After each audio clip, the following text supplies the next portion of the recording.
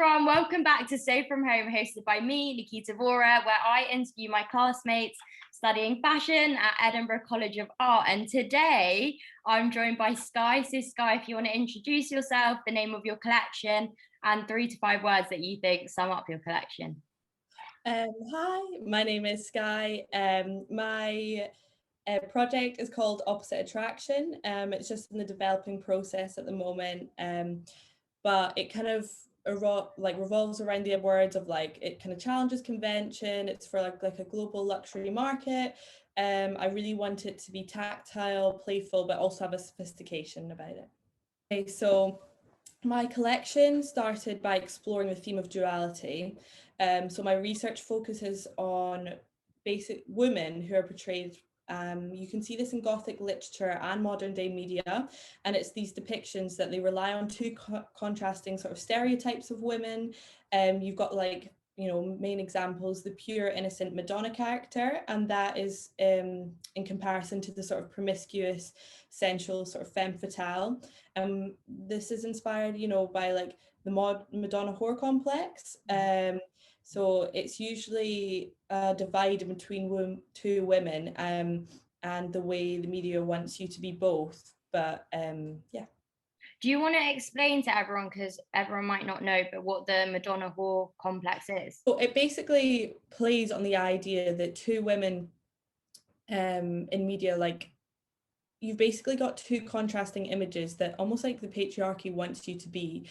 And I've known it ever since I was young, that it's like you have to be virginal, but you also have to have that lust and sensuality about you, but you can't be too much of either, or they don't like sort of complement each other. And it's kind of this like made up idea that like women have to sort of like hold to this sort of construct.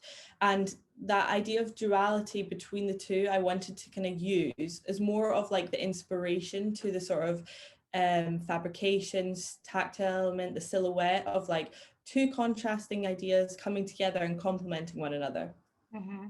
I think it's really important that you have highlighted the idea that often in the media we can't be seen as both. So we can't be seen as this innocent woman, and then you can't be seen as desirable at the same time. So on the Madonna complex, it's also the idea that a man can lust after you, but once that lust has gone, he no longer desires you. And Yeah. that is so I've recently been loving watching Bollywood videos, and I've obviously heritage, and I've been watching interviews about them, and often in Bollywood films as well. So the woman who's always the most, so it comes with women who are the fairest skin are always portrayed as the most beautiful and the most fetishized, and they're desirable and sexy, but they're nothing beyond that. So a woman can't be intelligent and a woman can't be powerful whilst being lustworthy, which it is frustrating. And another thing that I think explains the Madonna whore complex really well is that often when we've been asked, for example, what our body count is by a boy, and some girls will lie or feel ashamed by how many people they've slept with, even if it's not a big number, and even if it is a big number, who cares, to be honest?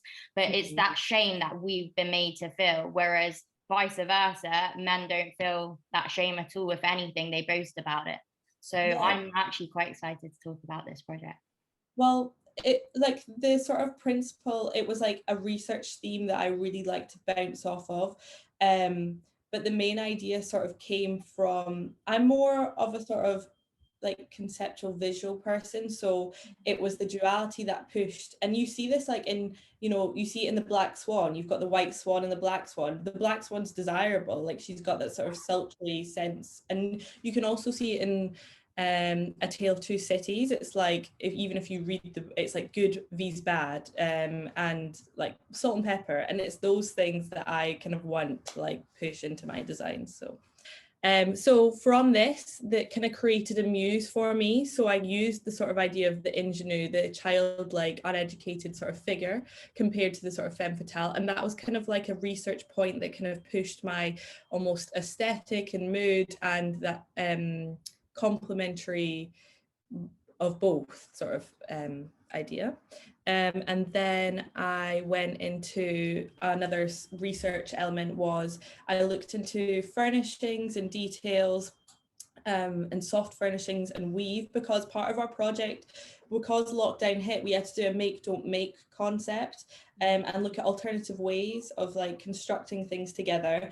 And so part of that for me was looking at weave, and I also thought it kind of played on the idea of like intertwining two opposites and like making them work well together, because a basket weave kind of comes together like that. And then the furnishings came from purely because in our flat that we got, and I was spending a lot of time there, we have quite a lot of old, like almost vintage lamp shades and old sofas, and the details and the fringing. I kind of love adding that sort of kitsch element into my designs and adding that more playful, literal look to it. So those were all combinations that came together to kind of like inspire the collection and move it forward.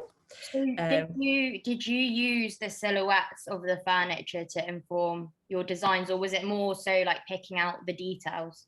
Yeah, it was more so the details. Definitely on the lampshades, and I love the sort of like 3D element of those, and I think it just kind of puts into pattern cutting quite nicely. But I also had like references from 1980s sort of like 80s silhouette. I love bold sort of shapes and almost, yeah, simple, bold volume. And I've always had that, probably even since my first year project, I've always had that sort of as a reference point. It's just a really style that I resonate with. What is it about those shapes that you like? Is it the fact that it makes you feel powerful by having those kind of bold shapes, or is it more just like the idea of having fun with it? I think it's more just breaking from the body. I not really like a tight fitting tailored person, I'd say. I'm more just like relaxed, loose, bold forms. I don't know, I've just always liked the way it comes out and goes in. And my parents, they went to Ibiza in the 80s, and my dad was mum, that's how they met. And I've just always been infatuated by their love story and the dress and the old photos of like the 1980s culture. And my mum was like a hotel rep, and my dad was a DJ, and like the cool costumes and the That's so glam. cool. You So I have the think, coolest parents. yeah, they're pretty cool. I don't like, it's crazy when they tell me these stories now and I look back like, really? But I think that's why it resonates with me, because I've seen old photos of them dressed up, and my auntie as well, like she was in Ibiza then, so it was just a different era and really cool. So I think that's definitely why I continue to bring it through all my projects, or like hint towards it. I wanted to create sort of unexpected sense in it, and I used rubber as my material of choice, because rubber, like 1mm, it's like a thick coarse material that is perfect for that basket weave shape, especially for the silhouettes, the bold silhouettes, quite oval and cocoon like, that I like. It's great for holding structure. And then I wanted, like, rubber is essentially latex, so it's a thinner version, so that is when I use the same material but I drape it, so it's almost like confusing to see the two exact same type of fabrics but used completely different ways, and how they work well together is kind of what I played on. So for the rubber, we'll go into the textiles more, but how did you source the rubber that you're using in your collection? The rubber is sourced by a company down in London called Pentoville Rubber. It's just bought, so I just order it from them. There's no like significance in like secondhand or whatever. But I have been donated not the latex from a company, which is really kind of them, that is not in use anymore, because a lot of the latex they were using was for like in the construction of like doctors, like in gloves and stuff, and it's been like quite high demand, especially because of COVID and things. So yeah, some of that is like unwanted or disregarded rubber, which latex, which I'm lucky to be getting. If it's fine with you, then we'll leave the links for where Skye sourced her fabrics in the description, because I think it's so important for future students, just for us to have like this gallery of Yeah, different definitely. places where we can. It was a hard process. I think that was an element I kind of took for granted in the previous years of studying, that you've actually got to source, beg, borrow, steal, ask if anyone can help you out. It's expensive as well. So you've really got to like pour your soul out to some people, and like some people are really kind and are really generous. So I've been lucky. Yeah, so that was just a bit of development and a bit of twirl development. I love how much you've really given your design book space to let each image sing out, which I think it actually makes it so powerful, because I think sometimes I overpack my pages, but seeing it clean like this draws your eye to each element that you've put on. Thank you. I feel like I struggle with design book. I don't know. I find it hard to like. I find it hard to fill the spaces in, which I want to, because I sometimes feel like I lose that like sort of impact. Like I've seen, like I saw Rosie's yesterday, the interview, and some of her stuff, her collages are beautiful and like just really exciting. And I feel like sometimes I lose that element in my design book. But I feel like there's a lot. Sorry, I definitely don't think, as in, I understand what you're saying, because I feel like we all struggle with design books. There's never a point where I feel like it's completely finished, and each time I'll go back to a page, you can end up spending hours and hours and hours on the same page. But I think, yeah, what you're saying, it's so easy to compare yourself to other people, because I do it as well. When I look at other, like when I'm looking at your design book, I'm thinking, oh, I wish I left more space. And you're saying when you see Rosie's, for example, the way she collage, but I feel like the whole point of the way we organize our pages is it's linked to our eye and how we see things and our creativity. So you doing it like this is almost your USP and your thumbprint, and this is how Skye would do it, which I think, yeah, obviously naturally we always compare ourselves as creatives to others, but no one would have a design book like this, which I think is so important, that you just keep your identity and yourself, because I think in magazines and things it sometimes loses that idea of identity. So to have this is important, I think.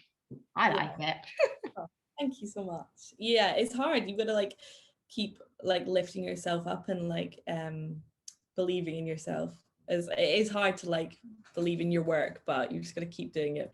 Yeah, so just a bit more development. This is a bit of creative fun and drapery, because in contrast to the weave, I really want to have draped elements, but it's really hard to drape latex and construct it together. I've really struggled. I've had to find ways of sewing because it doesn't sew naturally. And I've also had to work out ways of kind of making sure it doesn't sag and stuff, because I'll be like adding embellishments and stuff onto it. So it's been a bit of a process working it out, but it's been a fun one. I was going to ask you how the sewing element was, because I can only imagine, obviously we're working from home and we have domestic. Do you got a domestic machine at home? Yeah, so obviously disappointingly, I've with lockdown and no access, I've really had to just bite the bullet and find and source people who will sew my rubber leather. Like, so I basically found someone who sews what's it called, saddles, those sort of things, like really thick leather. And like people are so lovely, and he's hours away, but my parents are going to drive me to his workshop, and he's letting me sew my rubber coat because it's so thick. It's literally like someone wearing a tire. So that's fun.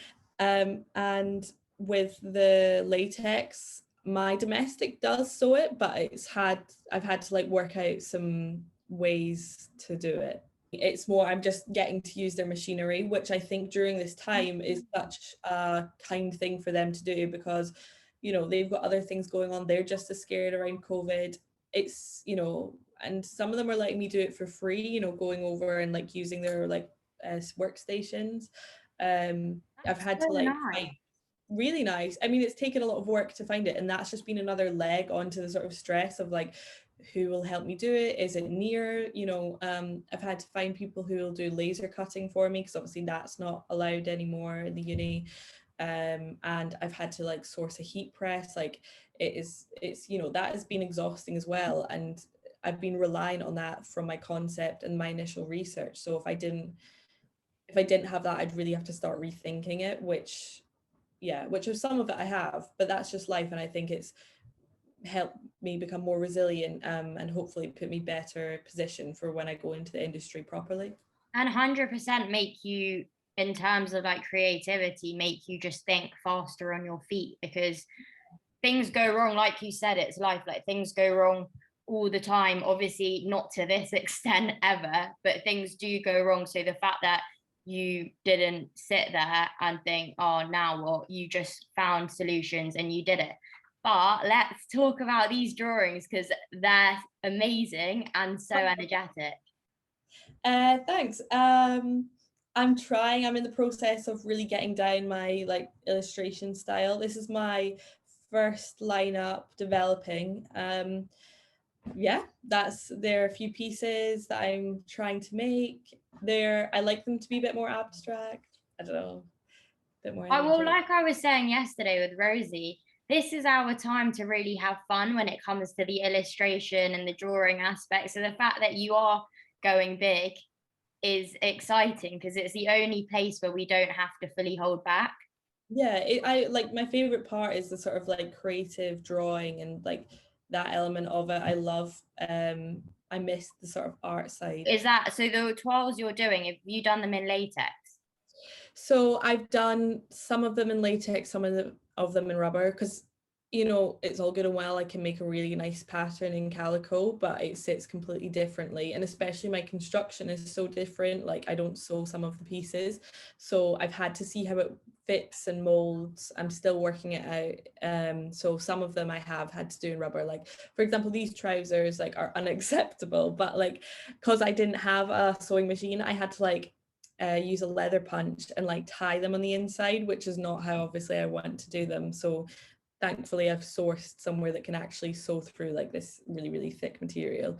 But yeah, these are like just toiles that I'm not using anymore. They're just more development and like different aspects I was kind of playing around with. A lot of this is still evolving and changing, and I'm just working on top of stuff. And if you go, sorry, will you go back one? Yeah, of course, sorry. So here as well, so that's where you've gained your inspiration from, the lamp, their curtain. Yeah, the curtain tassels, like that's where I really want that sort of playful, like quite literal element into it. I think you can get these beautiful like curtain tassels that I think are artwork in itself, and like I'll be making some of my own, so it adds like more of me to it and like basing it off of them. So just because it's a toile, I've just found and sourced, but you can get them personalized, and I'm in the process of making different variations so it'll fit my collection a bit now. How are you finding that process? I'm finding it that they're not looking up to scratch quite yet. They're not looking like the quality that I want. But the thing is when I make them, then they have more of a personal element, and they kind of connect to my collection a bit better. Nice, I'm excited. Yeah, hopefully like it'll lead into accessories and bags and that sort of hardware element. And then these are just I've put in 3 of my like developing toiles that I'm kind of working on, that need definitely a bit more work and a bit of range plan, but it's all just there's still a lot more to do and a lot to show. But yeah, Your range plan's so impressive. I also think what is important to know that we've been taught throughout the years, if you go back, just sorry, one more slide, that Skye has made sure that she's put in the texture of the rubber in each of her drawings. Because I think sometimes I think at the beginning when we started off, sometimes it's easy to make it look quite flat, but the fact that you've put the texture on it, I think it's so important to make things look almost 3D and textural as much as you can, especially when it comes to these drawings. So I think you've definitely done that amazingly.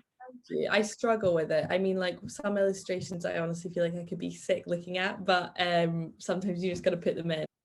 Okay, so you're in the making process. So we're doing our prototypes. We're meant to be manufacturing soon. How are you feeling about entering the manufacturing process?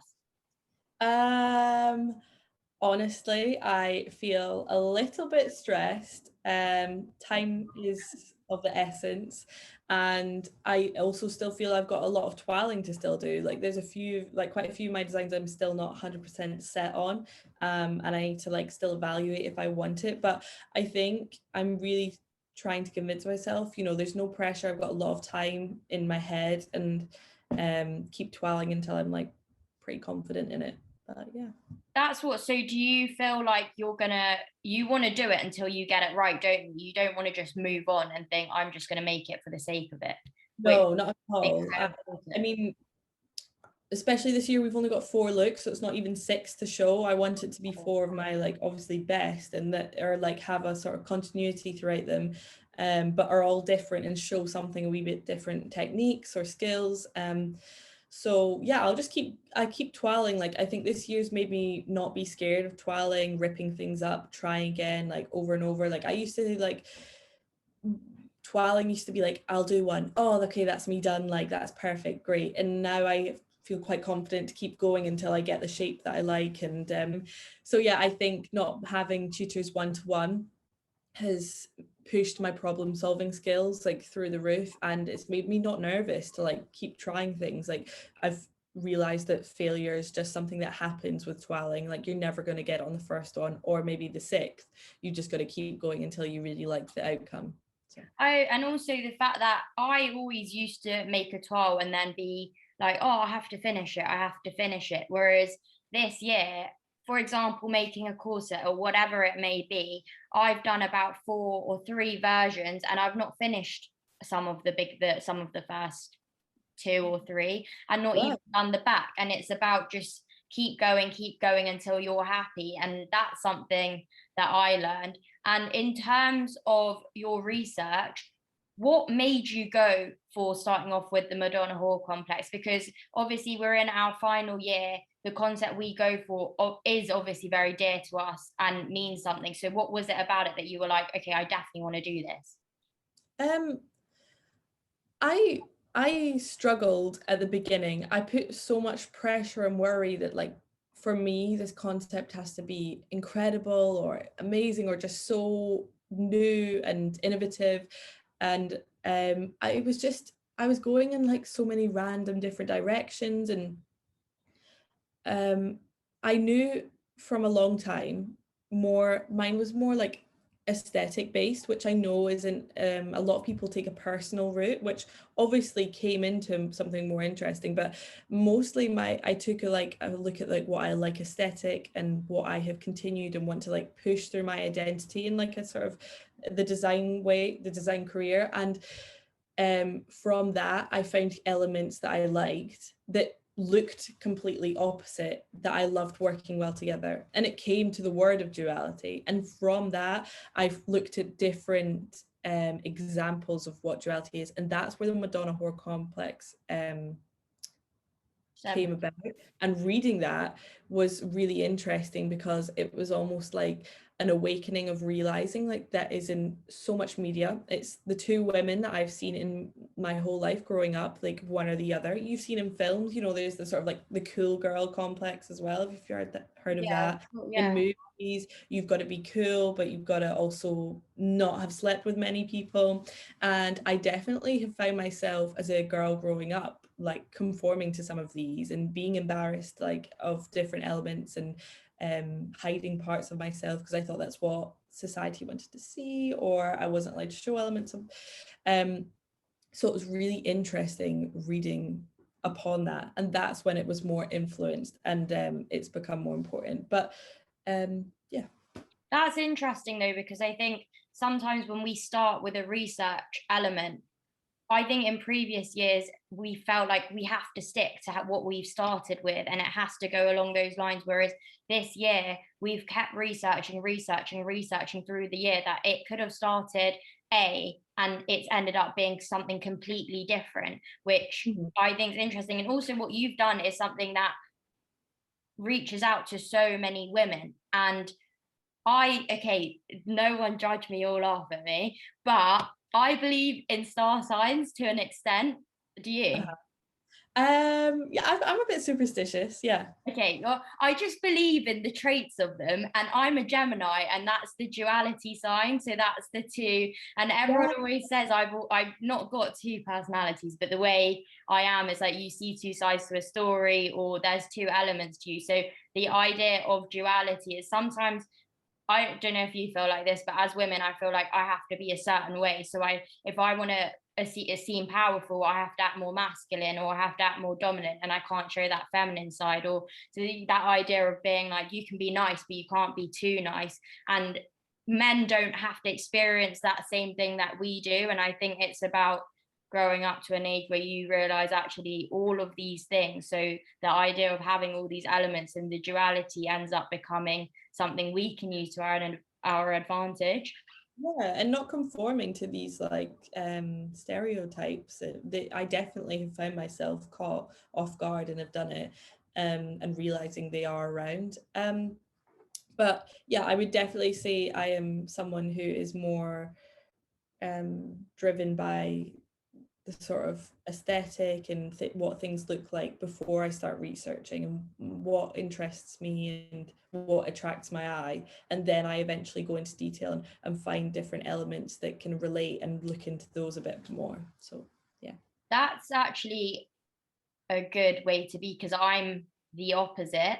And it's difficult if you're doing something that's not visual to find the visual links. Whereas because you start the other way round, you can then go into the nitty gritty and find those details, which I think is it is definitely key. But in terms of aesthetic, in terms of your collection, are you going for more wearability? Because I know you're saying you see yourself sitting in the luxury market, and I think a lot of us would like our graduate collection to sit there.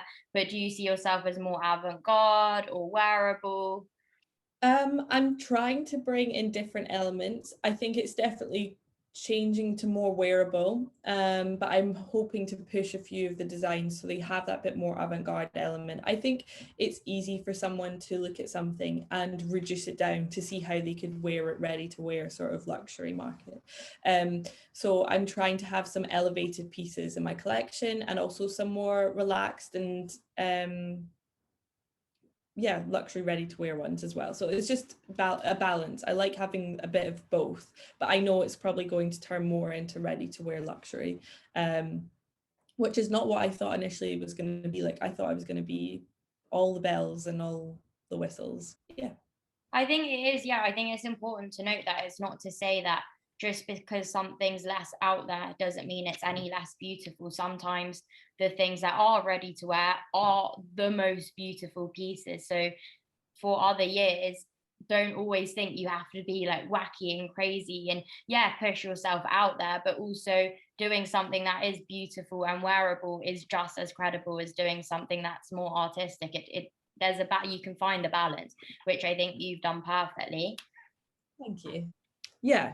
I mean, I hope so anyway. But time will tell. I think what the turning point was is it was my collection, and it was only me who's got to vouch for it. So, when I go into the industry or I'm applying for a job, like, I want to be so confident in it. I want to love it myself, because it's so subjective out there, and it's hard to be I've got to just sell it myself. And if I didn't think that, then I knew I was doing something wrong. Yeah, if you don't love it, you can't realistically, it's very hard to sell something that you don't love. And in terms of this whole journey, I think definitely for you in this case, you must have learned a lot about yourself, especially in terms of resilience. So, what do you think you have learned most about yourself as an individual and also as a designer? I've learned perseverance, just keep going, keep going, keep going, for sure. Especially in this year, it's been one that I've found like an inner strength, and but I've also found like almost like calm and peace around it. I don't know if anyone else has. I don't know if it's a luxury that I've managed to find, but um when you're in your own space, in your own head, like, you're not comparing yourself as much, and you've got to focus. So I don't know, maybe just a bit more, what's the word, encouragement or self-belief, probably, which sounds cheesy, but I think it's a really hard thing to be really like have self-belief in your work. I've always struggled with that, so I feel like this year's been a bit of a turning point. I'm so happy that you've said that, because I think having self belief is, I agree, it's one of the hardest things to have.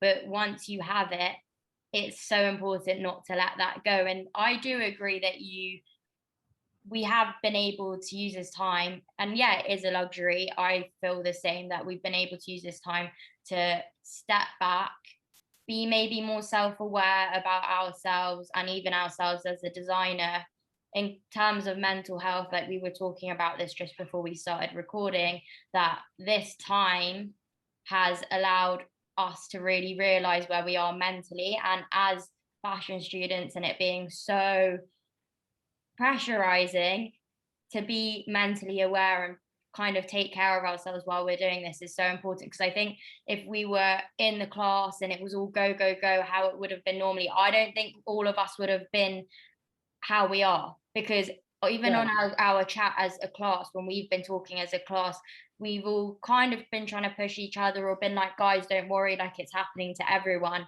and trying to calm each other down. Whereas I think if everything was how it was, we wouldn't have been maybe in this headspace of being self-believing and maybe being more aware. It's been a really big year for like growing mentally. Mhm. And I don't know how I would have reacted if we were in the normal like studio space. I think it would have been lovely to like see other people's work, and you benchmark yourself with other people, which is a lovely thing to do and encouraging, and it's so exciting. And I'm devastated that I don't get to see my classmates like do their final collection and do it with them, because that was going to be part of the fun and the final year of studying at Edinburgh. So Also, when we had that thing of, if we weren't sure of something, we could just ask someone and be like, oh, what do you yeah, think? Would you do this? And seeing everyone's work and everyone's styles and everyone's design books, it's allowed us in the past to be inspired from each other. Whereas here, so I was saying this to Rosie, I think, off camera yesterday, but there is a sense of pressure doing it when we're by ourselves at home. Skye lives with one of our friends, Katie, who's also doing our course. And so you've got that element of kind of knowing where she is. But when we're showing everyone where we are, we're doing it on social media. So you're only putting your best foot forward. So then yeah. as a class, we're all looking, thinking, oh, we're not in that stage, but everyone's just showing off their best self. So it's different to definitely being together, like less unity in the community. Literally. And this is lovely. Like, you doing these interviews is so nice, because it means we get to check up on other people's work, and it just kind of relaxes you and makes you realize we've all had the same struggles.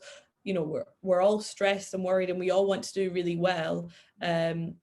So yeah, it's lovely that you're doing this. It's really, really good of you. So thank you. That's why when we're talking, like, I don't want to just talk about, the good times you've had, and I'm not trying to make you have a bad day after by reflecting on all of the mishaps that have happened. But I feel like when we talk about how our degree is, often you're always saying the best elements of everything or how much you enjoy. But for other students in younger years, I think sometimes it is important to be like, no, it's not always, it's not always great. The way you're feeling is normal. Like, we're not always up.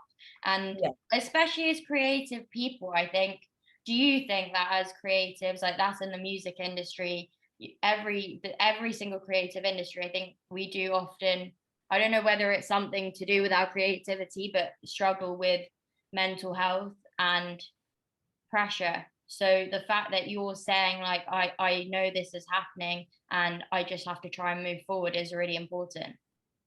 Yeah, I mean, it's such a strange year, and even with or without COVID, I think you go into doing something creative, and it's one of the hardest things you can do, because it's so subjective. You're constructed to like what other people are doing. You can tail off and like maybe go with the crowd, and you don't want to do that, and you got to be true to yourself. And vouching for yourself all the time is really hard, and it's exhausting constantly trying to think of something new or something better or something more innovative. I've always been very lucky with my mental health, but I have a lot of people around me that I'm very close to that have struggled in the past and still struggle. But you know, I'm very lucky with the friends and family that I have that support me, and without that encouragement, I don't think I would probably be still doing fashion design. So That's, yeah, I think that's definitely, well, we were saying yesterday as well, support is so important. And even if it is support within our classmates, and having, you like, this community that we've now got is so important. And also for the future, for us to keep pushing each other is, yeah. yeah, it is important. But even so, obviously, you said it's been a struggle during COVID, but what do you feel like the positive outcomes in terms of your designing that COVID has pushed upon you?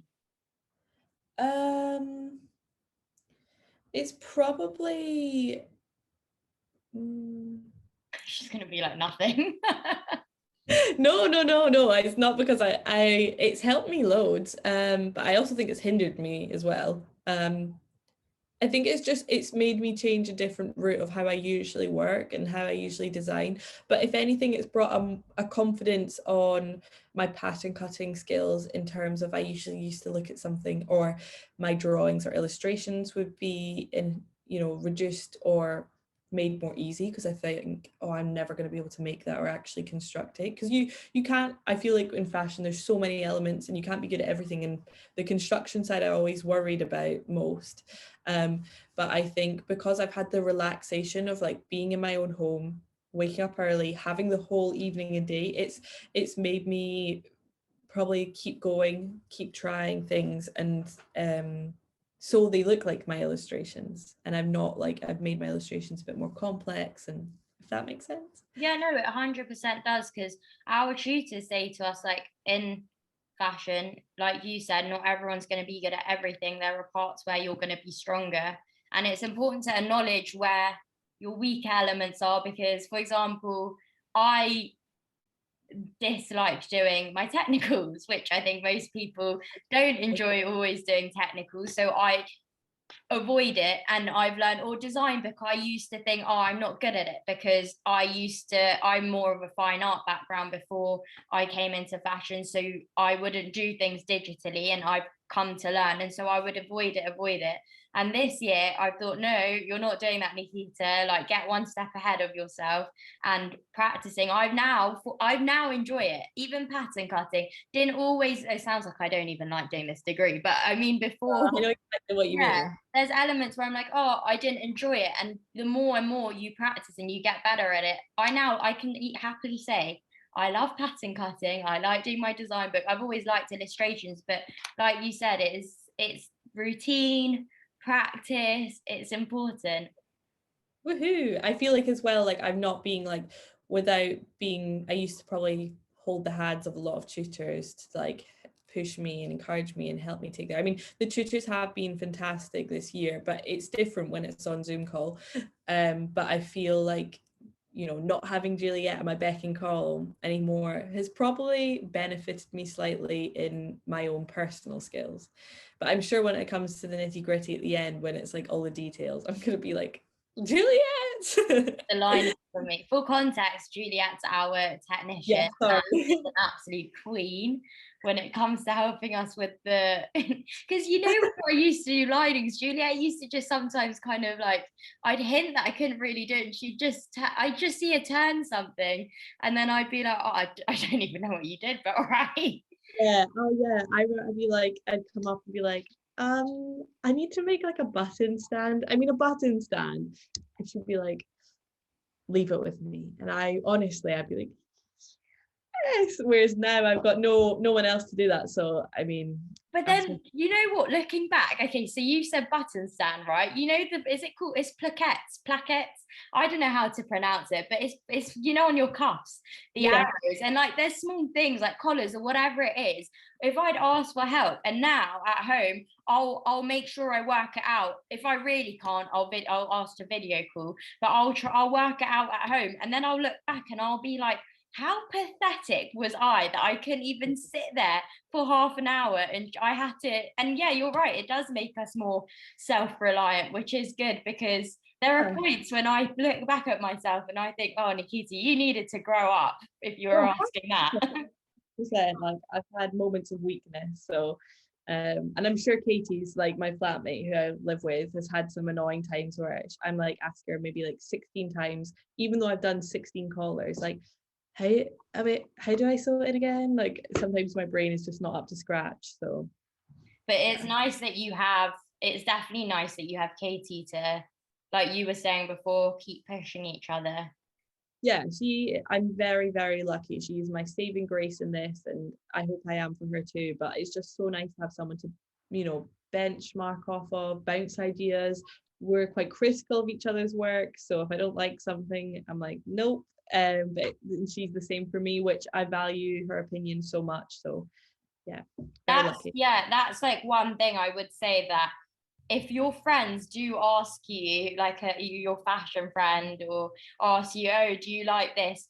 Do not be nice and say, yeah, I love it, if you don't think it works, because criticism, I think, is one of, okay, be nice when you're saying it, but I think criticism is so positive, because that's the only way like my mum is my biggest critic, but I don't take it to heart, because I think she just wants to push me and make me do better. And it's the same when it comes to friends as well, is that you're not helping anyone if you're just always like, oh yeah, I love that, that's so nice.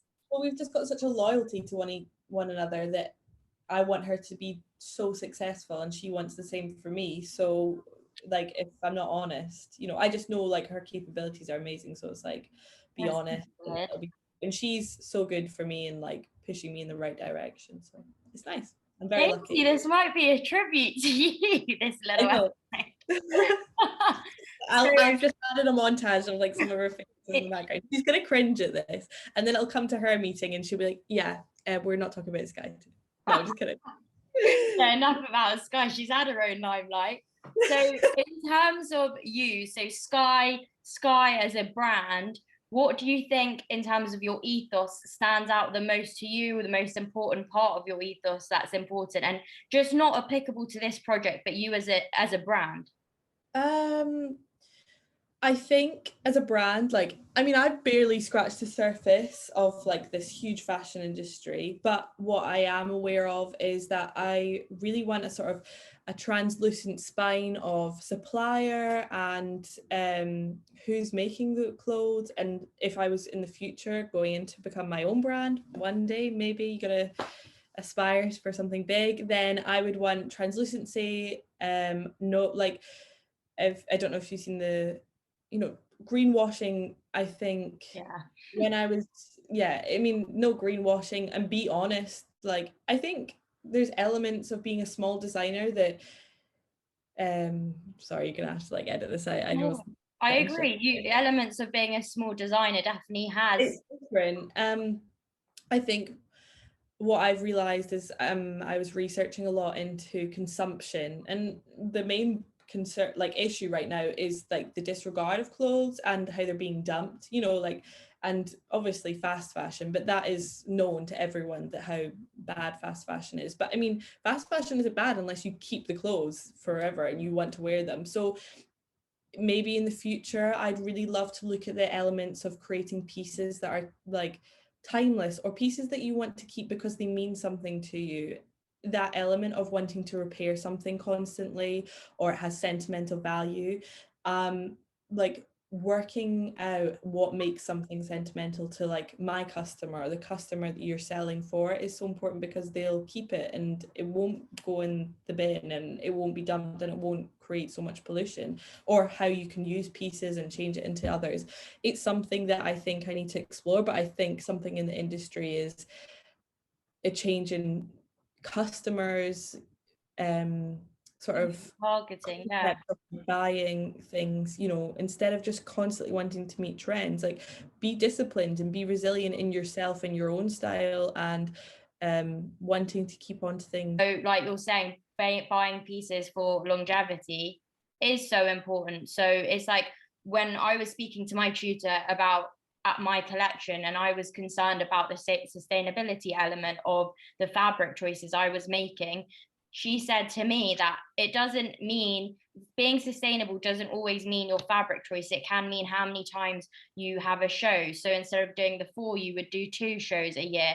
And also buying something from the luxury market, very rarely is it going to be something that you're happy to dispose of. So you have to think about the quality, you have to think how long someone will keep it. And like you said, fast fashion, because of the quality of it, you're automatically always disregarding it. But I think also we think everyone's so aware about fast fashion, but that's because it's been drummed into our head about how bad it is for the environment.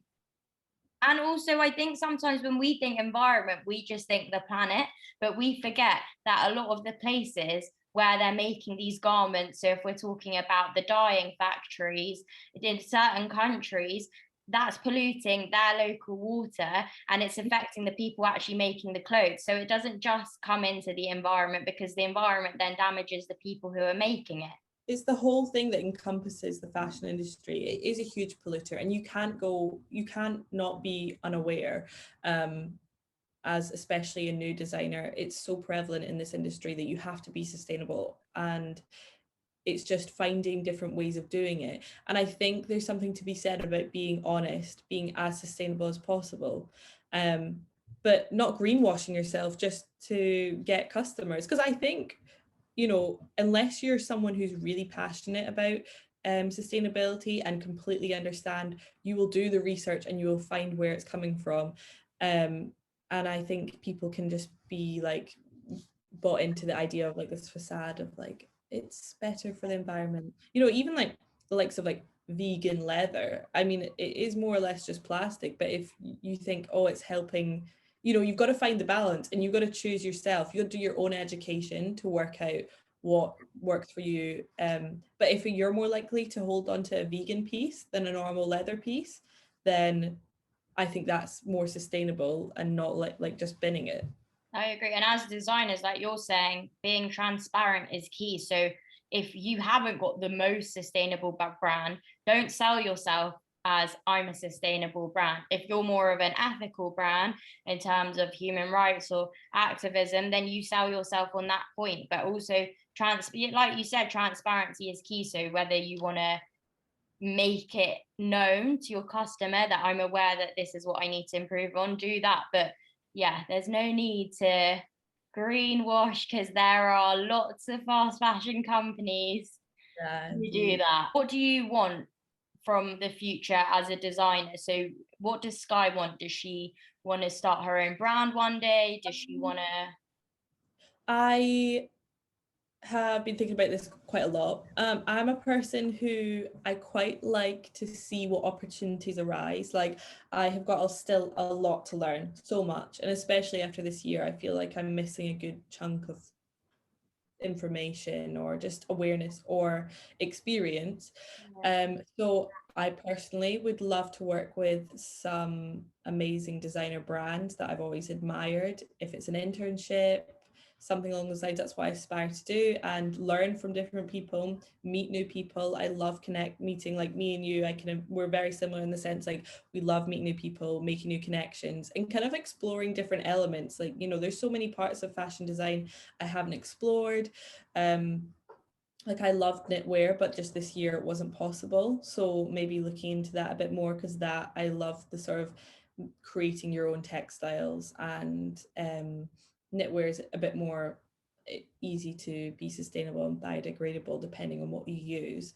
And I'm sad I missed out on that element this year. But yeah, I think opportunities that arise, and then hopefully in the future one day, that I mean the dream is to be a fashion designer of your own and have your own brand. But I think that's going to take a long time before that happens, because I want to learn from other people, the trade and their mistakes as well, so that's what my dad always says to me. So he's got his own business, but he said to me, it's so important that you work for someone else so that you see, like you said, you don't just see all the things that go right, but you can also see the mistakes and how they network with people and build up a network of yourself. And as much as we all want to just like start and get out there and start ourselves. I just know I love working with other people. I love the sort of collaborations you can do with different people, which I find quite exciting. And that is where I'm probably more driven in the design process of like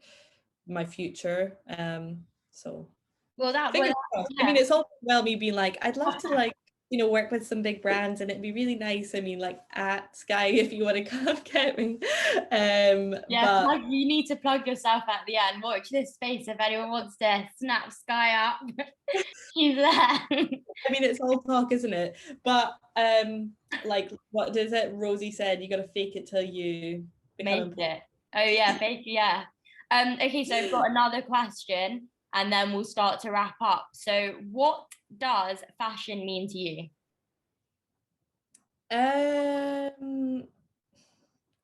Fashion means to me, for me, it's so exciting because I've always loved craft design. It's always been my strongest subject. Obviously, most people who do fashion tends to be like more creative mind, but there's a real like sort of tactile element of it. I love art in terms of it being a way of different people interacting because it's the same for everyone. You know, everyone can understand it or have their own opinion of it. Um, and I liked fashion because it was something a bit more physical and a bit more um, relevant that you could, I don't know, like become the artwork. I used to look at fashion as also making like art pieces, obviously, but now my graduate collection, it's more interesting to see how I've turned it into more of a ready-wear collection. But I think there's something quite exciting at looking at the process of how I've created almost like an artistic sculpture, almost kind of disregarding the body in its sense of just like a form, and then minimalizing it, adding the finishings and putting it on someone is quite cool. And to say, you know, to see your artwork walk around maybe on like a handful of people, like there's something to be said about that, I think. No, it is almost emotional, I suppose, when you see something that you've had in your mind then come to life in 3D form that you can hold and someone else want to actually wear it. The journey of watching that process happen, it is emotional and it is exciting. Like you get that, wait, have you seen Princess Diaries, the I film? love that. And when her foot pops, Yeah. that's how I feel. And I feel like what you're saying is when someone will wear your piece, it's like that foot popping moment. Yeah, when someone wants to and it looks like exactly how you envisioned it, it's real. It's just it's really cool. It's really exciting. I feel very fortunate to be in a career that I'm so well in a hopeful prospecting career that my parents support, because I thought I was going to have to do law or medicine. Nothing wrong with that. I just thought like I need to make money, and in this world like it's hard and it's a dog eat dog world and I won't be good enough to be a creative designer. But then I can sit like hand on heart and know that like, I mean, anyone who doesn't do fashion design I don't think realizes how hard it is and like how much work you have to put in and persevere. But you know, it's like you say, if you enjoy what you do, you won't work a day in your life. And like I completely believe that. I think as well in lockdown a lot of people have had reflection on their careers that they're looking at, and a lot of people that I know have changed their careers because they've had time to realize like, is this really what I want to do I enjoy it? And I can wholeheartedly say I love what I do, which is I think quite rare these days to find someone who does that, like, or completely wholeheartedly say that they do. So I'm lucky. I agree, because I was saying this to my dad the other day because he loves what he does, and so I've grown up seeing someone love what they do. And my mum, so for context, I'm Indian. You can probably tell by my necklaces and earrings. But so my community often look down on the creative industry, so they're always like, "Oh, be a doctor, dentist, pharmacist, lawyer." Like anything academic is amazing, and then my career choice is a bit like, oh, what's she doing? So my mum wasn't allowed to do art, and she was great. I was looking through her old sketchbook. She was so talented. And so my parents have always pushed me to do what I want to do. And I was saying to my dad, some people don't really care about whether they love what they do, but then you spend most of your day, 24 hours, you spend most of that working. So for me and you, for example, it's so important that I love what I do, because I don't want to spend most of my day hating the day because I'm hating what I'm doing. And the fact that I would enjoy to work overtime, you would enjoy to work overtime, because yeah, sometimes you're like, oh, I wish I wasn't, but most of the time it's I'm doing what I love, so we're lucky. Yeah, it's really lucky. And I think as well, there's something to be said about having the confidence to like pursue something that, you know, yeah, I don't know, to pursue something that you love that may not be extremely beneficial to the world, or it feels like that at times, but it's hard to like do what you love, I think. To wrap up, Skye, it's come to that point. So, what advice would you give to future fourth year graduates or design students or someone who's aspiring to be a designer? Some advice I would like to give to my younger self starting fashion design is nothing's permanent. Keep trying it, keep ripping it up, redoing it until you really, really like it.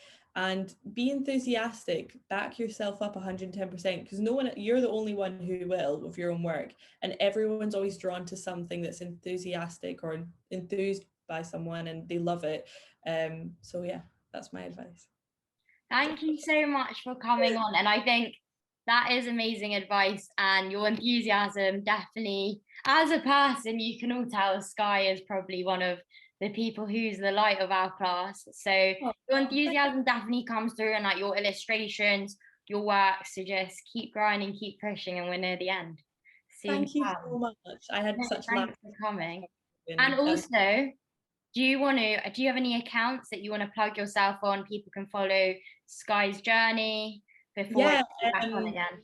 you can follow or see some updates of my work from my graduate collection on Skye_bending. Okay, and I'll put the link in the not the bio, the description.